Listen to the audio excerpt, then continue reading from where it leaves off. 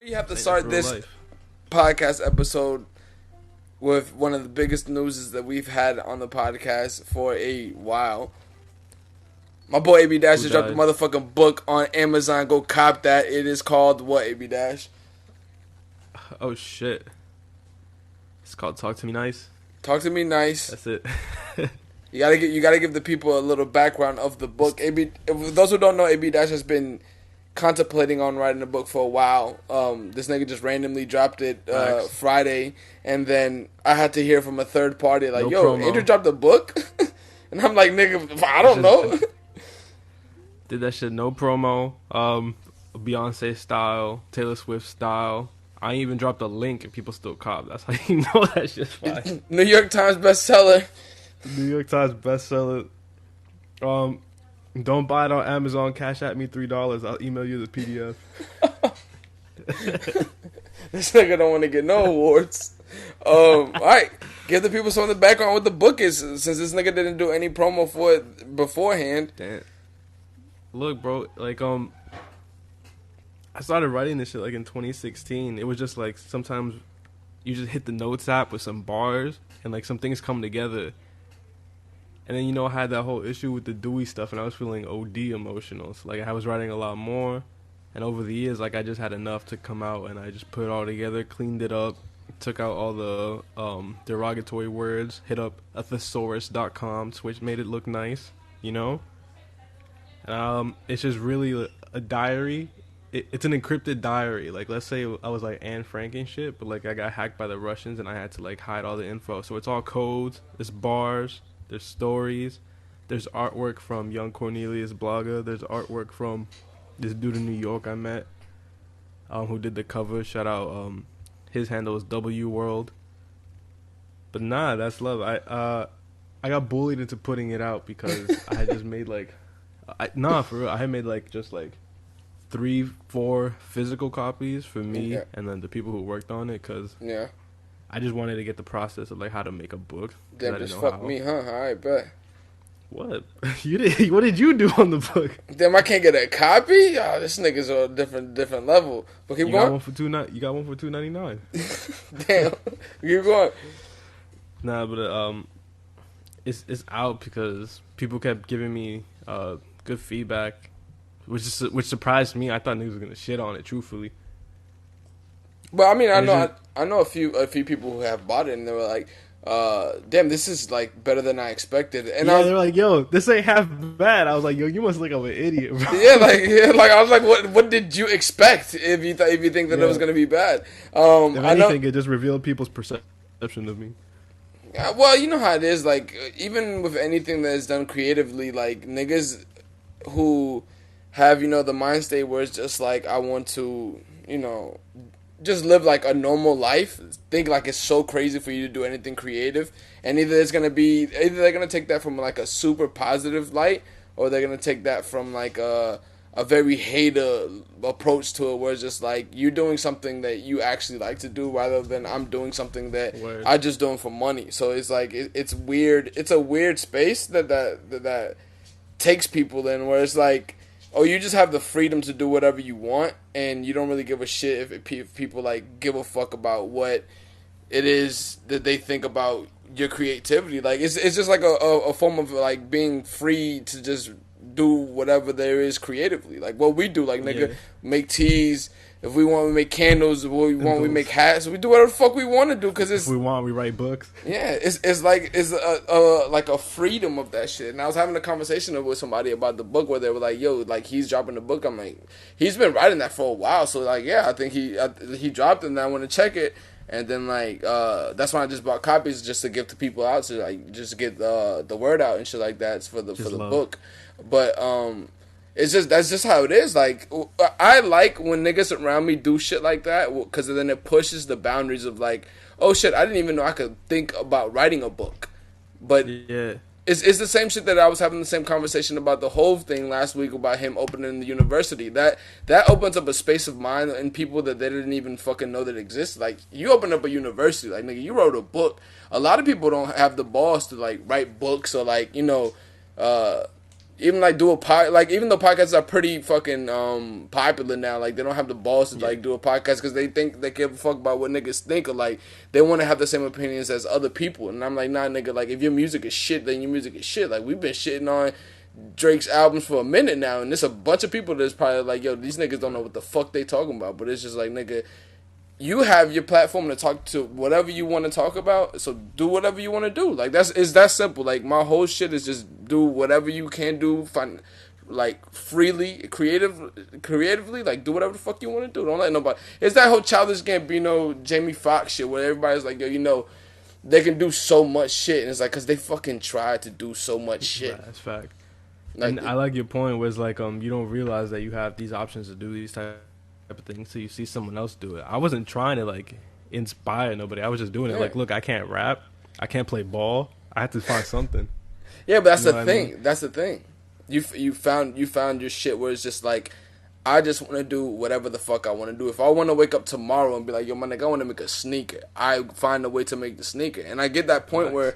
where you're like, I didn't want to sell this because I just did this for the process of knowing how to do it. It's the same shit we did with the tees.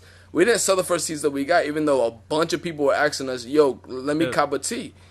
But I didn't think that those tees were good enough to sell. One, Yeah. two, we needed to Because it was figure like out a how to do prototype. it. Like I was like, I don't feel even comfortable charging you money for this type of thing. Yeah, because it's kind of like with like shit and like fashion world or creative things in general. It's just like your name is stuck to that. So if the first shit that you put out is what people see and it's trash, then it's very, very, very, very unlikely that they buy something from you again. Support young black businesses. That's a big fact. On But a hoodie. On a hoodie, my nigga. Like I mean, it's just some people that can do shit like that and just get away with it. But that goes a lot to the shit that we always talk about, like the way you market something. If you have cool people wearing your shit or what people deem to be cool people, then niggas gonna wear it just because they want to be cool. That's facts. But yeah, when I was having the conversation about the book, I was like, "How much you want to bet that there's some very dark tones in that book?" And they're like, for "Yeah," sure. and they're like, "Yeah, how'd you know that?" I'm like, "Oh, so that's a shocker. This nigga's favorite rapper's Earl Sweatshirt. Like, you don't think that's gonna be That's dark my bag. tones? That's his bag, nigga. Like, It's in there. yeah, but those moments create the best products to me. To be honest, like music always sounds better when there's some pain or some arc to the music. If everything you do is just the same shit over and over, nobody gonna want to Yeah. listen to that shit. It's not enticing. So you want It's to like, tell it's like with movies. What's up? you want to tell the people the process of creating a book. There's Mash I it can to get it. into it. Yeah, there's more than you think into it because when I first started thinking how the idea is that I wanted to make a book, I thought I was just gonna put all that shit like on a Word document, send Yeah. it off, and then it comes up as a book. Oh, That's this not the nigga- case at all. This nigga on another was- level.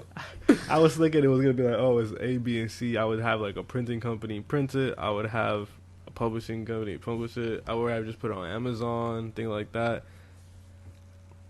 You can't. I think if you do want to just do it, just to do it, Yeah. Amazon is probably the easiest way to do it because when you do it that way, you dead ass can't just put out a PDF and that shit just goes up. And they do like whole design studios for the covers. But nah, like I wanted to have, I had a vision for it. So I reached out to the artist that I liked, and I reached out to my friend who drew portraits, and I did it editing. Like when you open the book, the words come up like in the shape. They come from the inside. You know, like when you read left to right, right? Yeah. It's still left to right, but when you open up the actual physical book, the words start from the right side. So it comes from the inside of the spine. And I was thinking, when I was looking at printing company, I was like, yo, this one, if I'm not printing 4,000 books, this shit is OD expensive. Yeah, because it's a mass thing. It's the same thing with teas. You know, we've always Yeah. dealt with that. Where it's like if we want to make a small batch of something, then they're like, oh, like this is gonna be more than it would be for us to make 400 teas. Right, and if you had these companies only print in like certain sizes, like you got to do the classic 8x7 the books, Yeah, and you can't have a certain amount of words on pages or a certain amount of bleed, they call it, when like it goes off towards the edge. Like it has to stop at a certain point. Yeah, because that like leaves room for like the spacing of the book. I guess like visually, it'll probably look better than like you're writing to the bottom, like as if you're writing like through a regular column of white sheet paper. No, but even I had a lot of questions about publishing. It was like, do I need a publisher? Do I need it, or can I just send it off? And I was like, fuck it, I'll be my own. So I did start my own publishing company. Yeah, it's called Cariño Creative Press. Yeah. So that just came up because I didn't want to ask somebody else, hey, is my book good enough? Will you publish it? I was like, fuck it, I'll do it. Yeah, because like what I found like creatively is sometimes like most of the times you're your biggest critic. So like somebody probably can like tell you grammatically that something is wrong, but creatively for you to tell me that my process is different or like it won't work is kind of odd because it's my process of my creativeness. So for you to tell me like, yo, that's not creative, but like this is what I wanted to put out on a fucking book. Yeah, like it's all about if the shared vision is the same, and I think that my own was the one I wanted to go with. Yeah, that's how it should be to me, to be honest. Unless like it's like fucking a renowned writer, like they can help you maybe. Where like if Stephen King hit me up and was like, "Yo, you shouldn't do that," I'd be like, "Whoa." Or like you can direct me toward the tones that I'm trying to, like display on the book. Yeah, it's like in Sopranos when look at the Chris walked into the movie set and it was like, "No, don't call her a bitch. You gotta call her a pukiat or whatever." Well, yeah, because it's an authentic way of them making that mafia movie in that scene of The Sopranos. Yo, he hasn't written a single line in a script since that day. Because like I said, some niggas get very insecure about their creativity rather than just to create things. They just threw out that whole character arc for Chris, huh? Fuck it, he's a druggie now. Now, nigga, always. Yo, mad spoilers to whoever hasn't watched The Sopranos yet. Nah, that's cool. He's been out of rehab. I'm on season 5. This shit is bad now. What?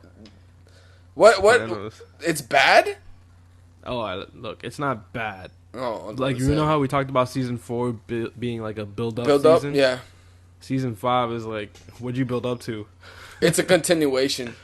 It's still building. Yeah, it's that's pretty much it. And what was like one a process that you thought that while writing the book that like you like, oh, this is way more like different than what I thought it was gonna be, or like I didn't know that I needed this.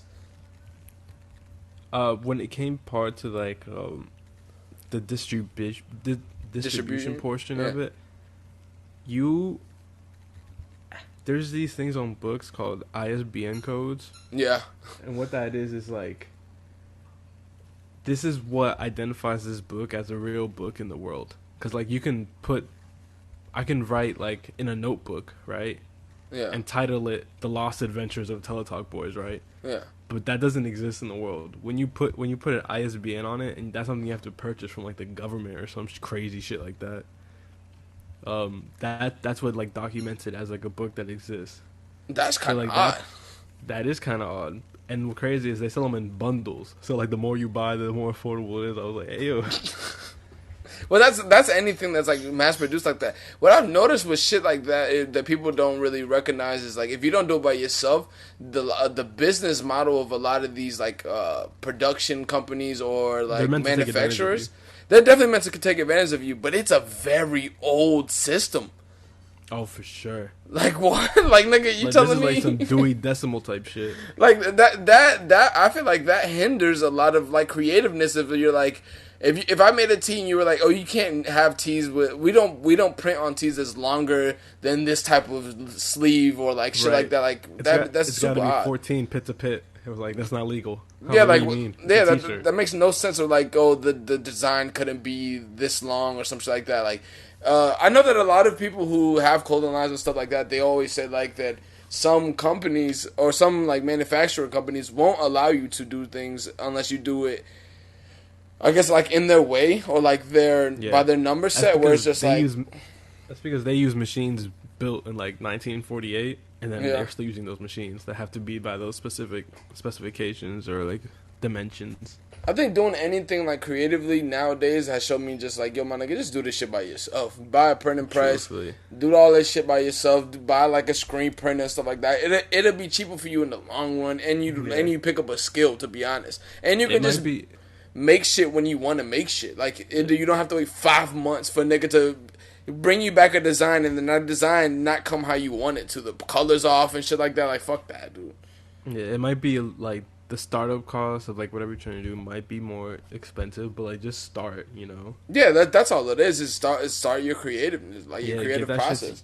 Like pull like your resources together and pull your ideas together and like try and get some stuff in the physical realm. That's really what I wanted to do this for. Is like I wanted to put something that was in my head and make it exist. Well, yeah, nigga, you know we have dealt with that before when we were making the shirt. When we first made the first run of shirts before the shirts that everybody got, it was just like, okay, let me just spend this money. We spent way too much money for those 2 shirts or those 4 shirts, but it's just let me figure out if like how to come to somebody actually ready and prepared to get our shit done. Rather than that first time when we went, we didn't know what the fuck we wanted. We were just like, do whatever. And that shit didn't come back at all how we wanted to, even though people still liked it. But it was like, I know how I have to come prepared now. It's kind of like people who don't know how to write a professional email, and then they see somebody write a professional email, and they're like, oh, okay. Like, yeah, like, then you're like, oh, okay. Like, all right, I'll copy what this nigga's doing.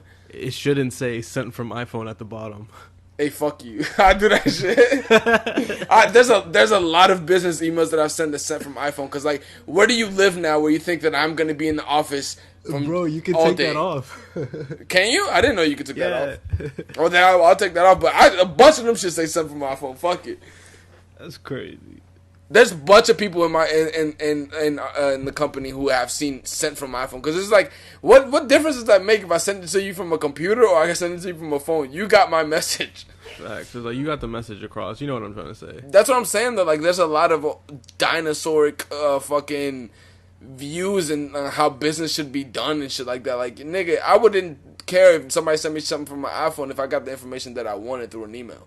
Facts. I was like, if I need something from you, I don't care if you send that shit from like a 2002 Motorola. You can send me that shit from a BBM, nigga. I don't give a shit. Like, if it's what I wanted, then I don't care. But they have like these old practices, like people who still wear suits to work every day. It's like, my nigga, like that's crazy to me, son. Every day, or having a dress code in general, like. It's needed as a guideline because you know some people would just overstep that boundaries and come with flip flops and shit like that. But if that's what makes you comfortable and that helps you create the most, then go ahead and do it, bro. Like as long as you're not drinking and smoking and shit at work, like it don't matter, nigga. Like do whatever the fuck you want to do. Yo, I want to shout out the pizza spot I used to work at that you know of that I will not mention. Is that when I was the delivery boy? Yeah. They would be drinking on the job and shit, right? Like casual, and then when it was time for delivery, they were like, "Yo, finish that before you go." I mean, fam, that's what I love about like the DR code. Like that's why I understand like C's, the designer for the fucking Delamere Nikes that came out. That's why I understand his whole process now. Like just like he's from New York, but like now I'm at peace at being in DR, and I've been in DR for forever, and like. It's just more of a freedom. Like, you know how DR is or any other, like, Spanish culture is you go to work and then at 2 o'clock you come home and eat and then you go back to work and then you come back at dinner. Right. So, like, you have time to relax. And I feel like from a creative standpoint or just from in general, like, working standpoint, I feel like that relaxes you a lot more. But from a creative standpoint, it's way better because I'm free to, like, you know, let my thoughts go wherever I want to go. Like in DR, nigga, there's no like you have no like anxiety or like anxiousness. Like everything in DR runs in like that quote unquote island time. Like everybody does what they're supposed to do, and that's it. The point of that is that they figure it out over there. Like, because things just end up working out. It's not that things just end up working out. It's that niggas here put too much emphasis on shit. It's just like. I need it done. I need it done now. Type shit like drive-throughs that doesn't exist, man. Like come on, like just the whole concept of drive-through. Like man, you can't get up and get in. Like granted, I love drive-throughs, my nigga. Because sometimes I don't want to go into the spot. I don't want to like like bump into somebody I know or some shit like that, and then have to deal with speaking to you and shit like that. But it's like that is more of a humane way of doing shit. Like, you just rather than just like, okay, let me just go through the drive to get this food and just stuff it in my face before I have to go back to work or some shit, you know? Facts. Also, like, why at most drive-thrus they talk to us through a speaker? I mean, how else would they talk to Like, you though?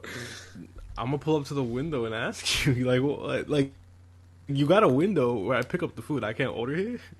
What's the speaker for? Yeah, but okay, that might be a more of a logistics thing. Cause like if I don't know. if I speak to you through here, I can take mad orders rather than having you wait at the same window that you're gonna get the food from, and you just order the same food from there. Like it's gonna take too long if everybody I get did that. it. Like, it's one of those things where like it would take too long, and this is just for like you're still in line technically. Yeah. So you get to place your orders ahead of time. Exactly, and just put somebody over there. I understand why certain things exist in like the North American culture, where it's just like it's just to speed things through. Because people here is assholes. Like they'll order something and they'll be like, okay, I don't want that. Give me this now. Facts. It's like that cop that cried in her car about her coffee. Remember that? Yeah, I did. Yeah. Like, yo, I waited 15 minutes. Can I get my coffee? And the yard, they would have smacked that phone in her face, nigga. Like, get the fuck out of here, bitch. Facts. And they threw the coffee on the roof of her car.